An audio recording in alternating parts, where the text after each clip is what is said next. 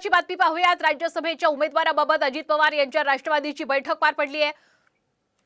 नितीन पाटील, आनंद परांजपे, बाबा सिद्दीकी आणि भुजबळांच्या कुटुंबातील एकाच्या नावाची सध्या चर्चा सुरू आहे। साम टीव्हीला खात्रीलायक सूत्रांनी ही महत्त्वाची माहिती दिली आहे।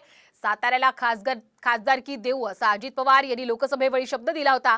त्यामुळे नितीन पाटलांची दावेदारी ही प्रबळ मानली जाते। जातीय गणित लक्षात घेऊन राज्यसभेची उमेदवारी देण्याबाबत चर्चा झाल्याची माहिती मिळते। अधिकचे अपडेट घेण्यासाठी जाऊयात आमचे प्रतिनिधी सुनील काळे यांच्याकडे। सुनील, काय अधिकची माहिती?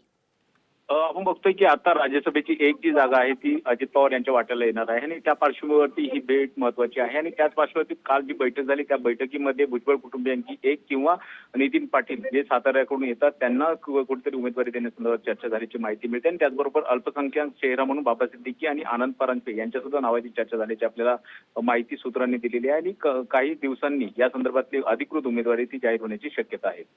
अगदीच धन्यवाद सुनील, आपण दिलेल्या संपूर्ण अपडेट बद्दल। तर अजित पवार यांच्या पक्षाकडून कुणाच्या नावावर शिक्कामोर्तब होतं हे पाहणं महत्त्वाचं असेल।